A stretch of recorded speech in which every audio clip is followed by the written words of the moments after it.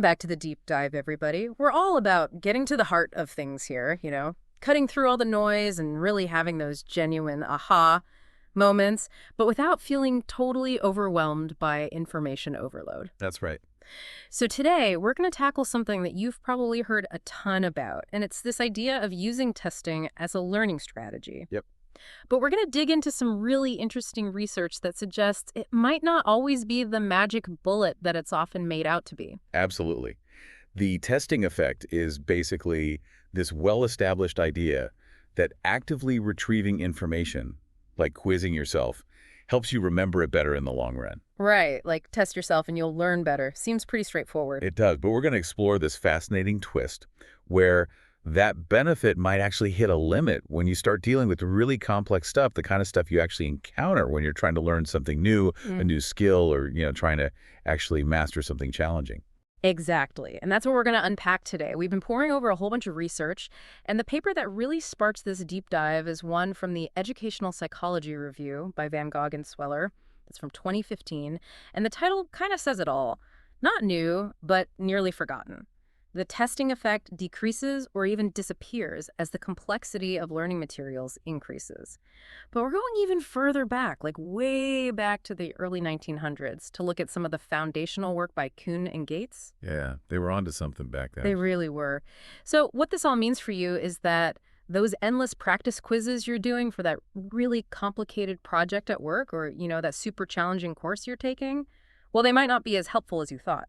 Instead, maybe spending more time really digging into the material and understanding how everything fits together is the real key. I think that's a great point, yeah. So the potential aha moment for you today is that testing isn't a one-size-fits-all solution. Sometimes just going back to the basics and really working through the material again might be the more effective strategy. Totally. Okay, so let's break this down a little bit. Can you just give us, the testing effect 101? What is it at its core? Yeah, so in a nutshell, the testing effect shows that if you quiz yourself on something you've just studied, and you do this like before a final exam or something, you'll remember more of it later on than if you hadn't tested yourself at all. And what's really interesting is this even holds true when you compare it to spending that same amount of time just rereading your notes or the textbook, whatever the material is. And this isn't just some fringe idea, right? This is, backed up by a lot of solid evidence. Oh, absolutely.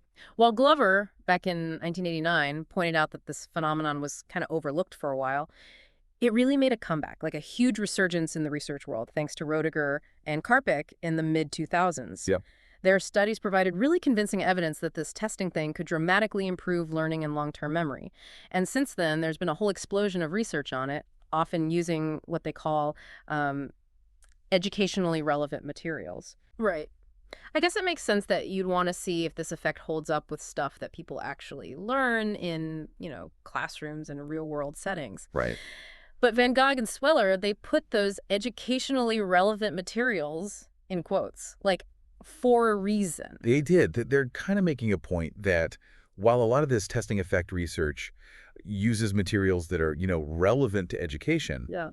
a lot of those materials aren't truly complex in the way that, really demanding real-world learning tasks often are. I see. So think about something like memorizing vocabulary in a new language. Yeah. Like hello is hola in Spanish. That's pretty straightforward. Yeah. One piece of information, or remembering isolated historical facts, Right. like the date of a battle or something.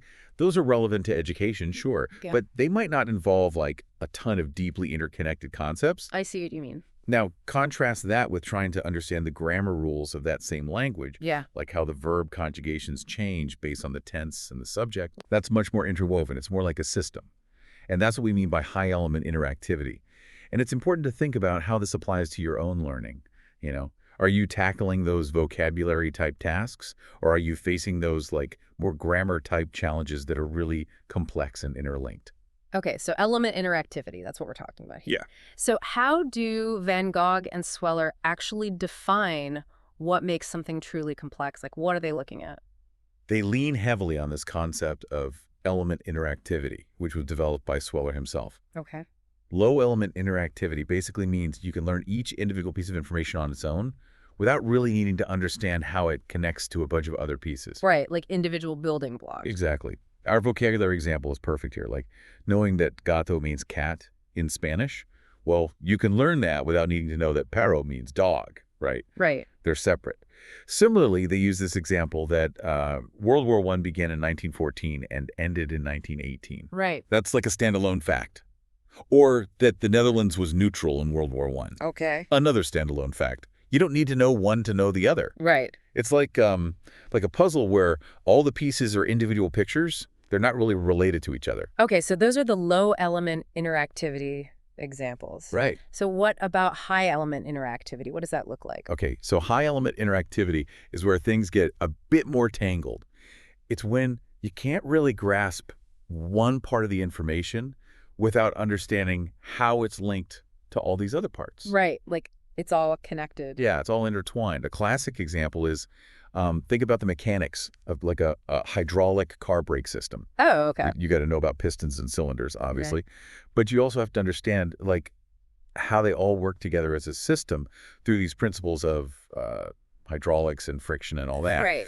Another example would be if you're brand new to algebra and you're trying to solve a problem like ABC for A. All those symbols and those mathematical operations, they're all connected. And you've got to be able to process them all together in your working memory. That makes sense. It's like it's more like trying to assemble a jigsaw puzzle where each piece only fits with very specific other pieces. Right. And you can't see the big picture until you've got a bunch of them connected in the right way. Right, right. So it's not just about the sheer amount of information you're dealing with. It's really about how much those individual pieces rely on each other to make sense. Exactly. And the paper also makes this point that the complexity of something isn't like a set fixed property, or it actually depends on the person who's doing the learning. That's a crucial point, yeah. Element interactivity isn't just about the material itself. It's also about how much the learner already knows. Right. So something that seems super complex and full of interacting elements to a beginner, well, that same thing could be super simple, like almost a single element to someone who's already an expert in that area. Totally. Like going back to that algebra example, for someone who's solved those equations a million times, it's probably just like one quick mental step. Yeah, they're not even thinking about it. So when we talk about complexity, we've got to think about the learner's background, their expertise. For sure. So with all that in mind, now let's get to that nearly forgotten part of the paper's title. Because it turns out this isn't actually a brand new idea, that testing might not be as great for, super complex material. Right. This was something people were looking at way back in the day. Yeah, way back. Yeah. Van Gogh and Sweller highlight this really fascinating research from over 100 years ago, actually, that hinted at this idea. Wow. They discussed this study by Kuhn in 1914, who he published a paper in German looking at the benefits of reciting something, which is basically a form of testing. Right, active retrieval. Exactly, yeah. Active retrieval, or a type of testing, versus just passively rereading the same material. Got it. So what did Kuhn find? And why do you think his work hasn't been more widely talked about, especially in the context of all this modern research on the testing effect? Good question. So Kuhn's research suggested that the memory advantage of reciting over just reading actually decreased as the material got more complex. Ah, interesting. Yeah. And the paper speculates that one reason Kuhn's study isn't cited very often, at least in English language research, is because, well, it was published in German. Ah, okay. It might not have gotten the same level of attention as studies published in English. Okay, but then Gates in 1917, he sort of picked up the torch, right? He did. And brought Kuhn's work to a bigger audience. Yeah.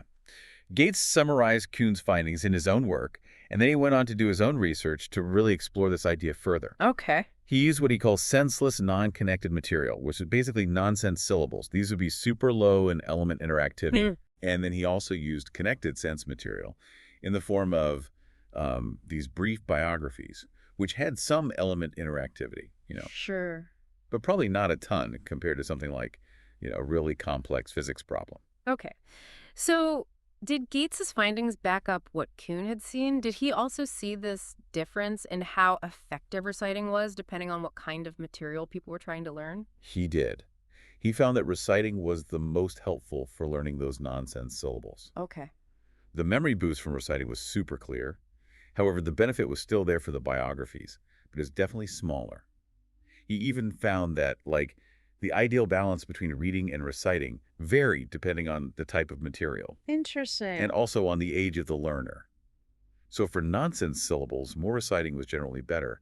But for the biographies, too much reciting could actually hurt learning, especially for younger kids. Wow, that's fascinating. So even way back then, there were already these clues that complexity really matters. Yeah, they were on the right track. And it's almost like shocking that this really crucial point about complexity hasn't been more front and center in all the discussions about the testing effect, especially since Gates's work is often cited as this foundational study in educational psychology. Right. You'd think this would be a major part of the conversation. You would think so, yeah. You'd expect it to be a regular part of the discussion, like every time someone's talking about the benefits of testing. But it hasn't been.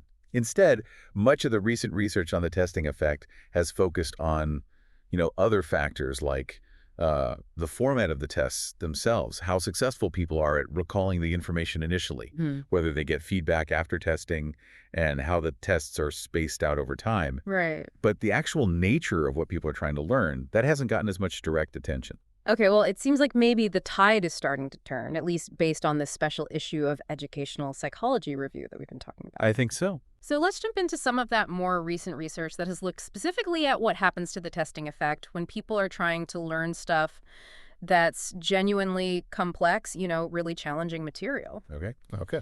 So the Van Gogh et al. Paper, it actually presents findings from 4 different experiments.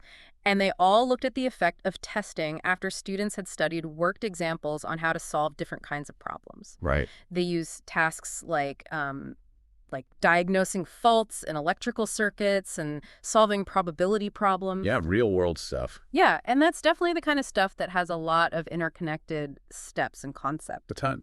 It's like high element interactivity for sure. Definitely. So what did they find across those 4 experiments? Well, across all 4, they consistently did not find a testing effect. Really? Yeah.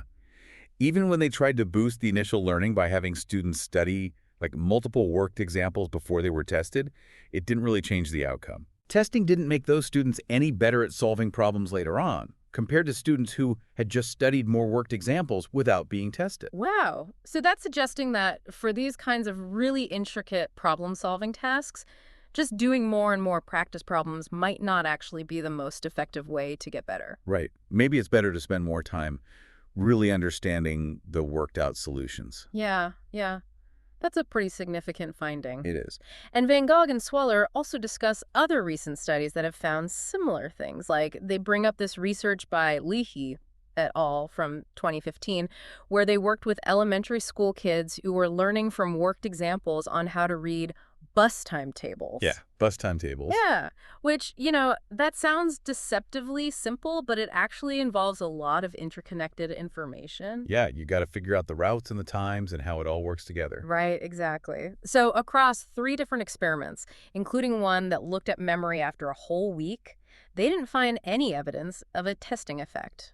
And in some cases, the group that had just studied the worked examples without being tested, they actually did a bit better on a test right away. Yeah, which is interesting. And if you add in Van Gogh and Keister's earlier work, which they also discuss, that means there have been 8 experiments altogether across different complex problem-solving tasks and different groups of people where the testing effect just didn't show up. Wow, that's a pretty strong pattern. It is. Yeah. And to address the counter-argument that maybe it's something unique to problem-solving tasks, they also discuss this 2015 study by Dianchian Yeah. that used a complex science text about black holes. Black hole. Black holes. In their first experiment, where the text was presented in this really coherent, logical way, they didn't find a big testing effect either. Huh. But they did this really clever thing in their second experiment. He did, right. They actually manipulated the element interactivity of that same text about black holes. Okay, explain how they did that.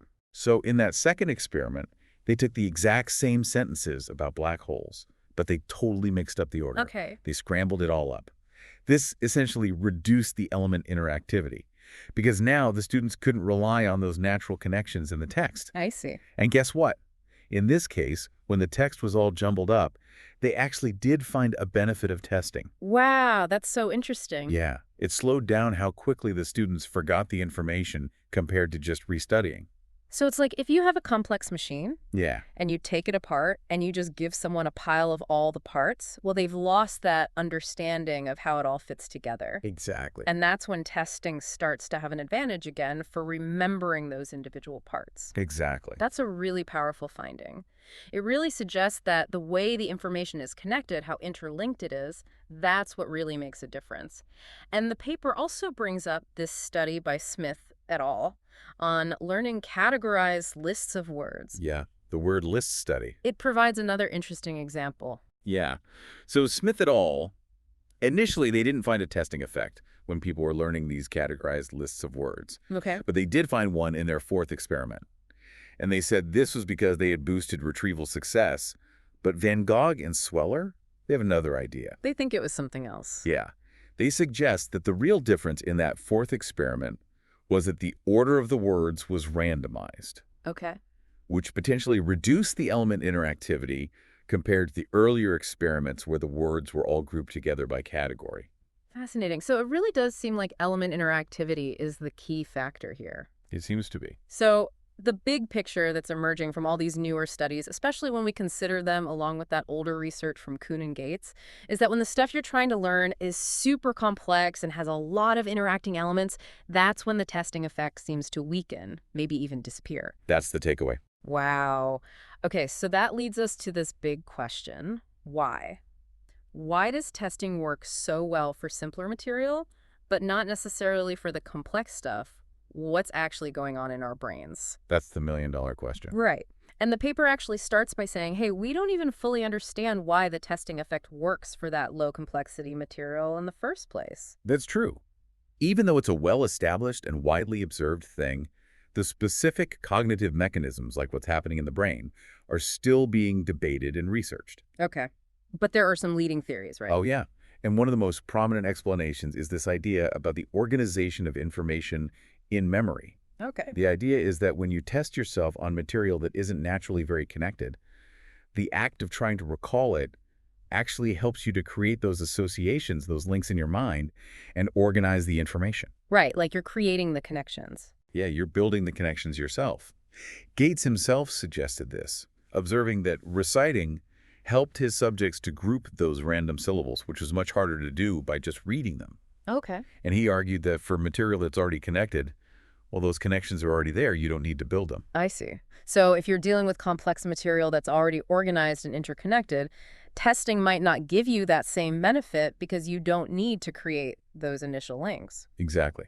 And Mawson and McDaniel's work also supports this idea. They showed that when learners are already aware of the relationships between pieces of information during their initial study, it helps them recall it better later on. Okay.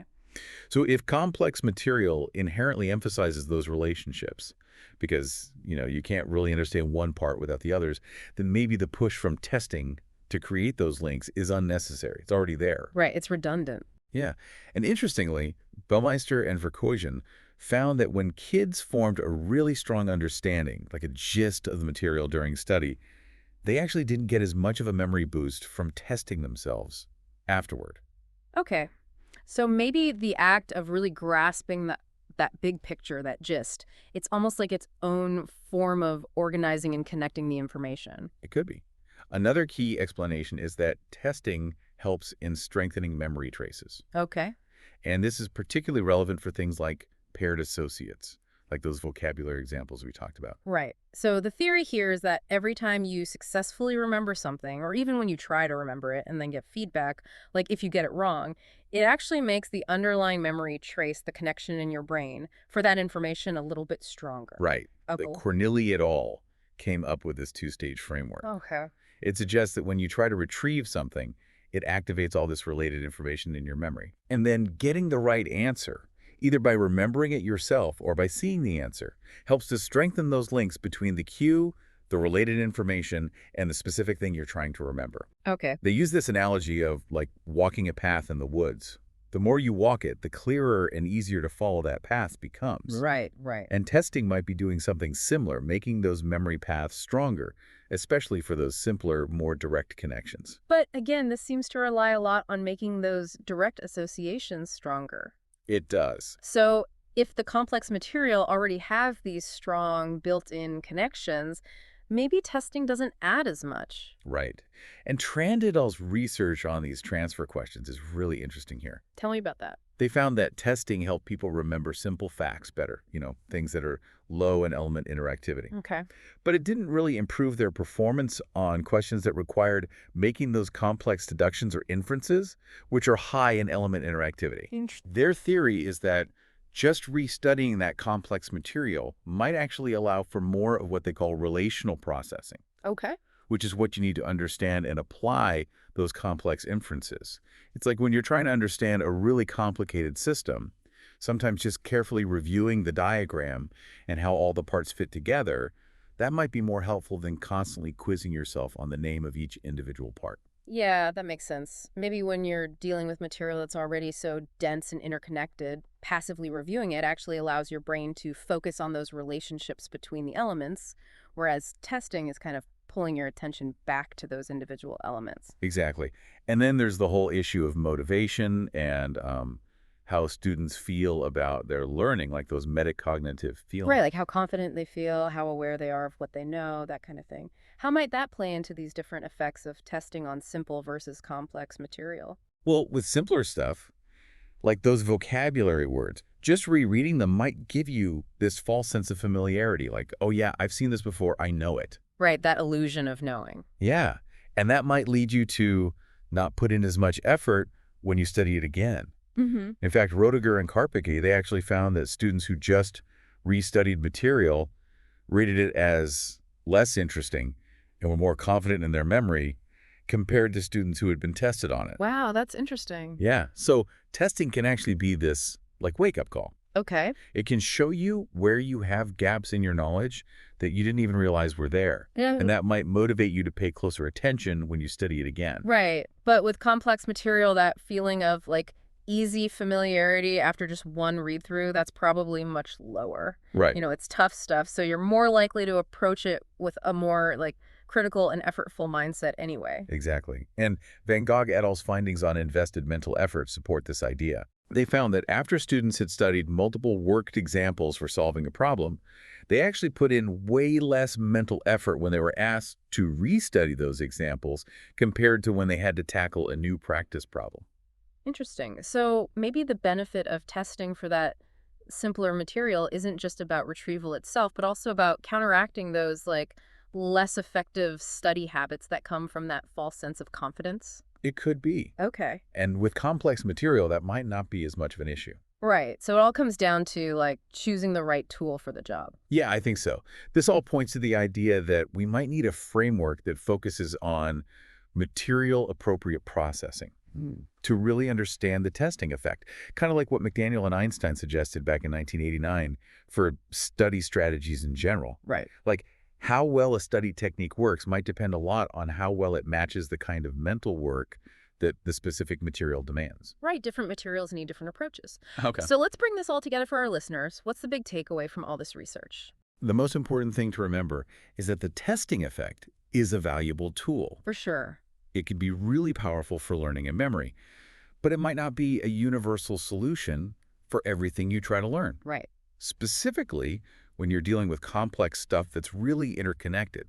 The kind of information you encounter a lot in school and, in professional settings, well, simply restudying the material might actually be better than immediately jumping into testing yourself. It is fascinating to think about how this idea that testing isn't always the best approach was actually recognized like over 100 years ago and then kind of faded into the background. Yeah.